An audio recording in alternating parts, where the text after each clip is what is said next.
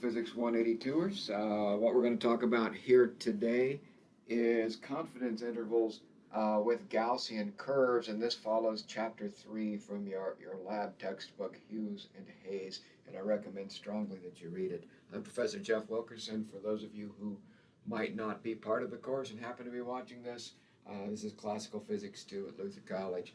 Spring 2021 is when I'm shooting this video. And so what we want to do is we want to think about now, we want to transition the way we think about our laboratory results from saying yes or no.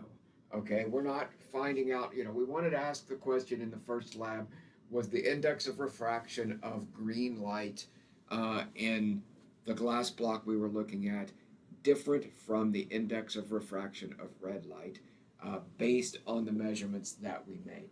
And it turns out that it's not really the best approach to say yes or no to that question. That's not really a yes or no question. It is a blank percent probability that they're different based on the observations we made is the way we want to think about it. How likely are these things to be the same? How likely are they to be different? And how likely is the difference to be this big or bigger? How likely is the difference to be this big or smaller? These are the kinds of questions that we can start to answer here, and the kinds of things that we want to think about. And so this is what we're going to look at here today. And I strongly encourage you once again to read Chapter 3 of your textbook and to pay attention to what it says right there. So the idea is basically, there's a few ideas folded into this that we want to make sure are clear. And one of those ideas is that as long as the scatter in your system is random, the likelihood that you can treat the data as a Gaussian is very high. The central limit theorem that you can read about in your textbook suggests to us that, if it's Poisson noise, for example, and you're equally likely to be high or low, then you can, if you have enough data, if you have a sufficient amount of data that you're looking at, you can fit this with a Gaussian, and Gaussian statistics is going to work pretty well, and everything we're talking about here works pretty well. Now, if there's a tail on your distribution, because you're more likely to measure high than low or something like that, this doesn't work so well anymore, and it doesn't work at all, and we need to take a different approach, and we can talk about that maybe a little bit as the semester rolls on. So this is the idea here, is this idea that we're going to try to figure out our Gaussian curve. What's the likelihood so here's the basic theory. The basic theory is we've got this mean, and that's the actual value of the thing we're saying. That's our best estimate for the actual value of the thing that we're measuring, whatever that happens to be. And there's a chance, just due to random measurement uncertainty, whatever that happens to be, whether that's Poisson counting statistics again, or whether that's our ability to focus the lens, the image for the lens that we're using in the lab that we're doing right now, whatever that happens to be, even though this is the actual value, we have some probability of measuring it here or here or here or here or here. We can measure it out on this curve just about anywhere due to this noise, due to this counting statistics, let's say it is. So due to whatever it happens to be in this case.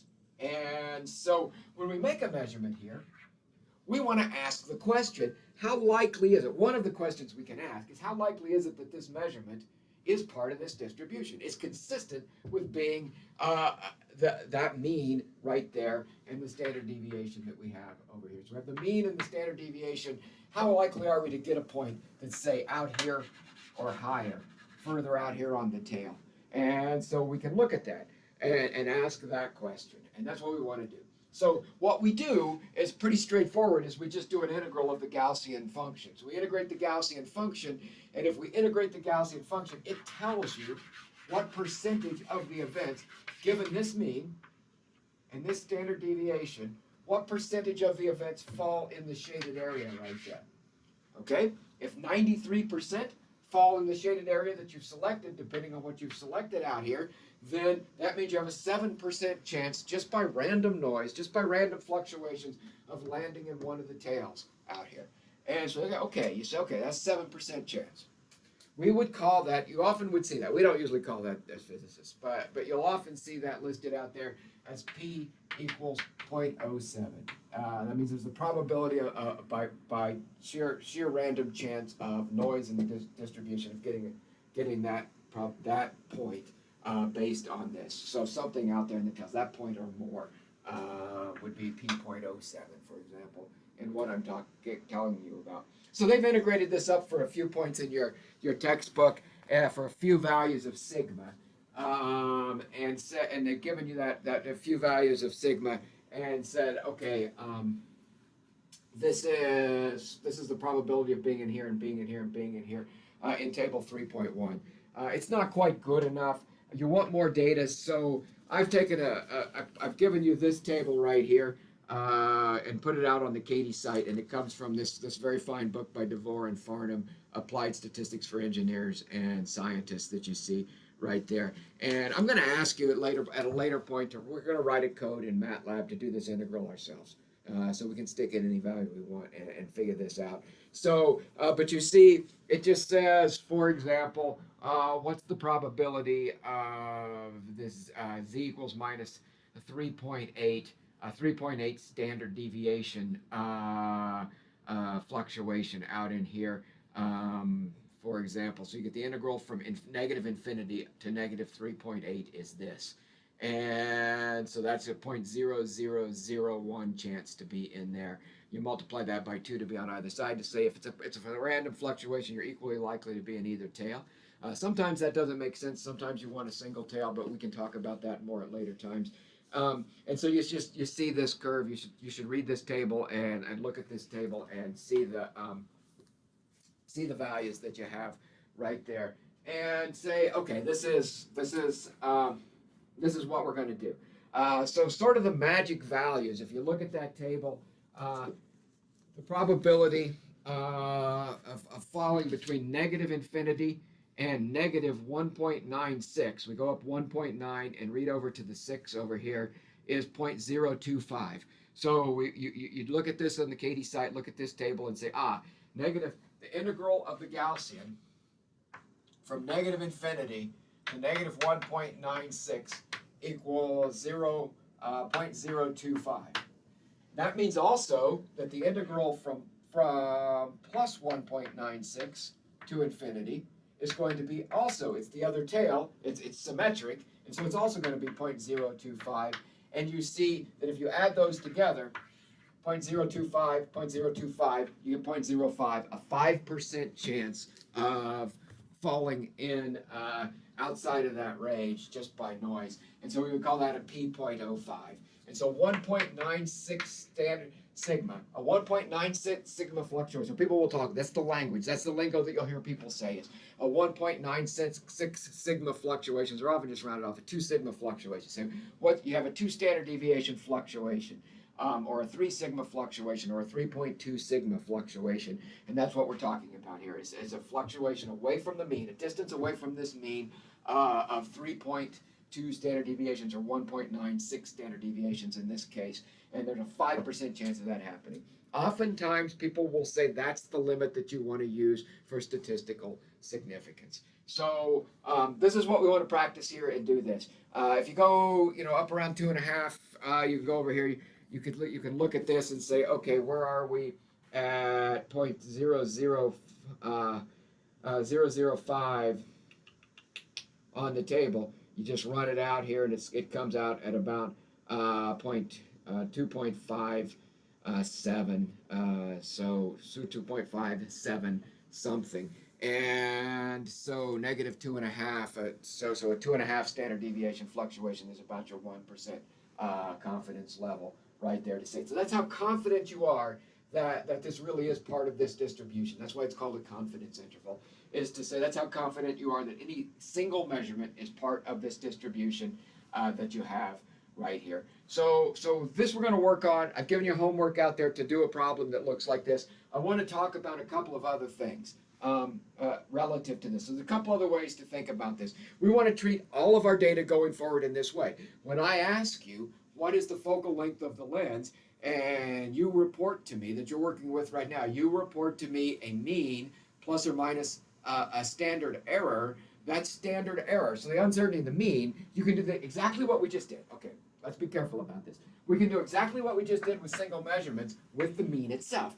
We can say the likelihood that the mean is 1.96 standard errors, standard deviations of the mean above or below where you were or bigger is 5%. So the uncertainty in the mean works exactly the same way. To say you've got a 5% chance that it's 1.96, but instead of using standard deviations, they use standard errors. It's 1.96 or standard errors above or below. And so that way you can say, once you measure, when you've done your data analysis and you've measured your mean, whether you fit a Gaussian to a histogram, or if you don't have enough data to fit a Gaussian to a histogram, it works even if you just use your column statistics, your algebraic statistics that you've been using, to say, suppose you found the focal length to be 170.3 plus or minus 1.3 millimeters.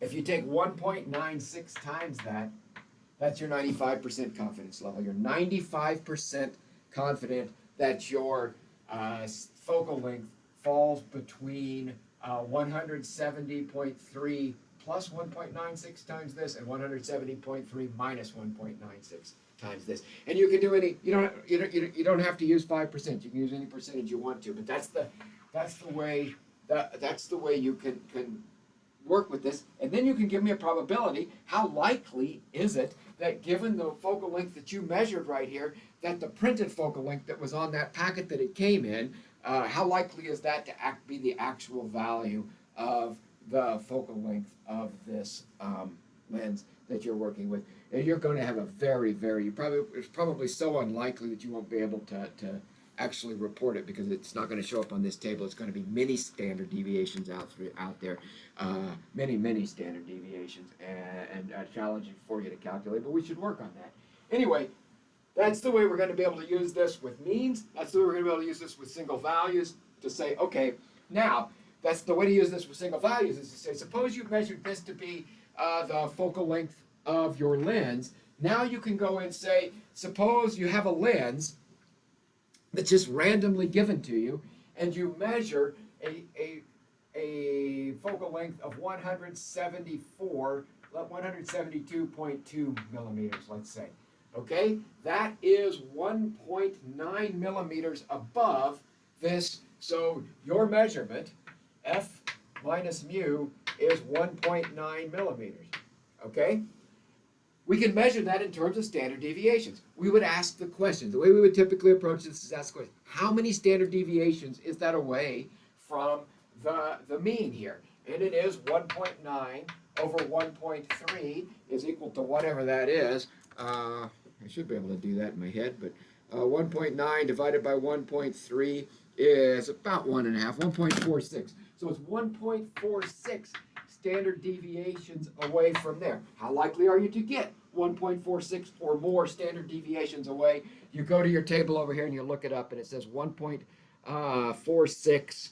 1.46 is 0.072. So it's 0.072 is the likelihood that you would get out on either tail. Multiply that by 2. So you have a 0.072 chance down here and a 0.072 chance up here. And so you got about a 14% chance. So it's about a 14% chance that this lens that I just gave you is actually this lens that you had here before, right? It's consistent with being that lens before. About a 14% chance, 1 in 7. Not a great chance. More likely that it's not than it is. But you certainly can't rule it out. Things that have 14% chance of happening happen all of the time. Okay, so you have to be a little bit careful about that, the way you think about that. But that's the way you would use this in a single event. That's the way you would use this, asking about the mean. But you can also then ask about the difference. We would use this to go back to our green light and red light index of refraction from the first lab. We would look at this and we would say, oh, okay, if the index of refraction of red light was 1.52 plus or minus 0.03 in our measurements, and of whatever light, I don't care, 1.55 plus or minus let's make it 1.57 plus or minus 0.02. We would say the difference is 0.05 plus or minus 0.03 squared plus 0.02 squared, which we're just going to call, well, let's just go ahead and do it. Why not?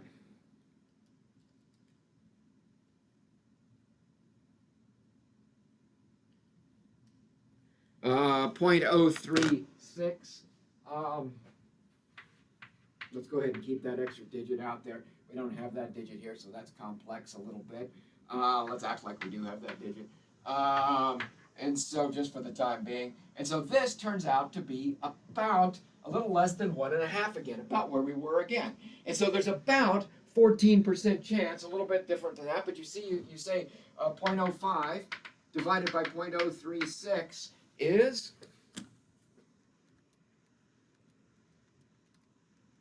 1.39. So now it's a 1.39 sigma effect, 1.39 standard deviation difference. We would say that's the language we would often use. We would say, this difference is 1.39 standard deviations.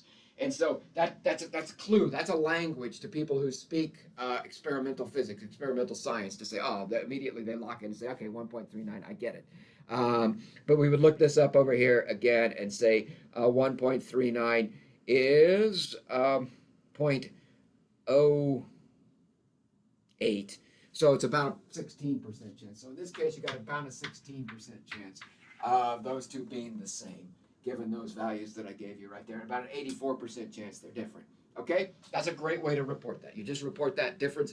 Report that difference as 1.39 standard deviations. For people who do this work all the time, you don't even have to tell them what the percentage likelihood that is. They know. They got it. Boom.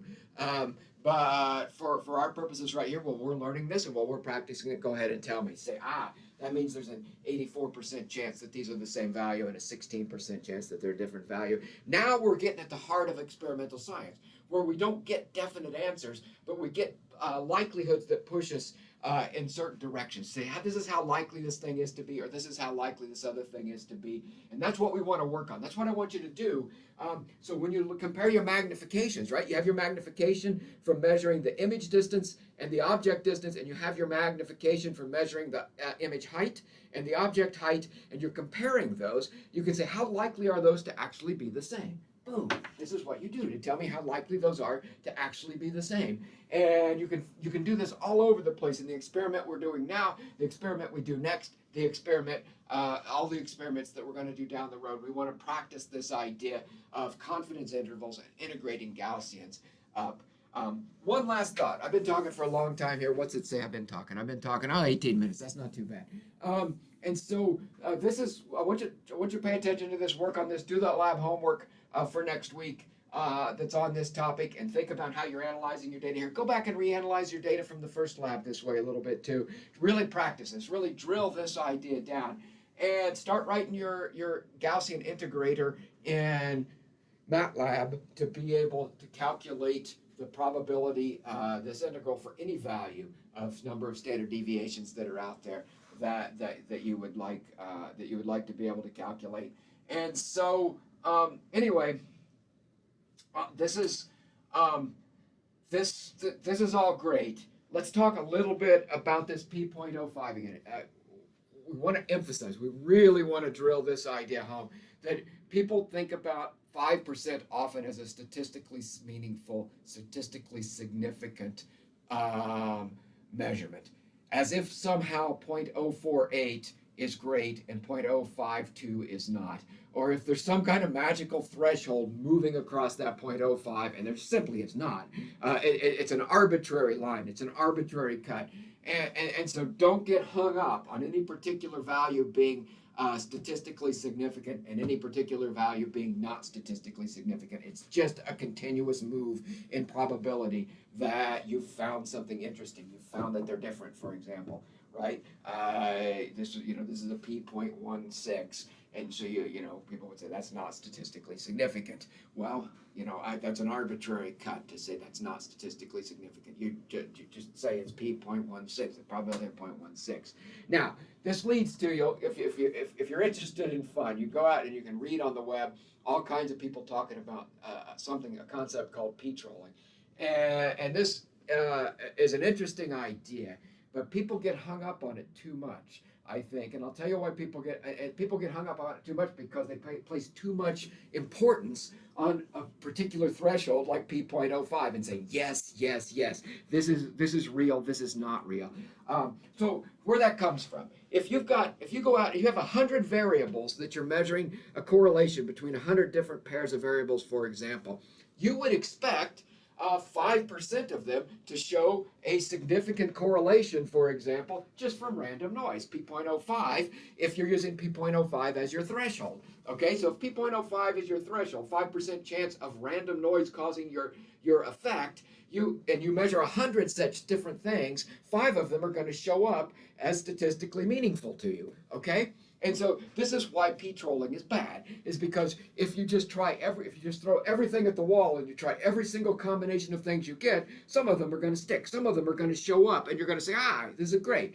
But for me, the problem isn't having thrown everything against the wall and tried to figure out whether it sticks or not, whether you see a p.05 significant. The problem is attaching too much importance to that one particular number. So if you measure 100 different variables, the better way to think about that is the 5 or the 6 or the 7 or the 10 or whatever that came with the greatest statistical difference, the p-value that's smaller, 0.07 or 0.08 or 0.09 or whatever, they're more likely to be a meaningful effect than the ones that don't show anything at all. It doesn't mean that they are. It just means it's more likely, and you probably need to do more research to try to understand what that correlation is as to whether that works. Don't just say, well, because we crossed some threshold after testing a billion different things, we crossed some arbitrary threshold, we're going to call this an effect that we're measuring. No, you just say that's an effect. If you want to do further research and you want to explore more, explore that effect more and take more data and explore it from other angles and do different things. But don't just think, that's what it is. But don't think you did something wrong by going and searching for those things that are more likely to be effects than those things that are more likely to not be effects. It's perfectly fine to do that. Just don't attach too much significance to the result that comes out the other side.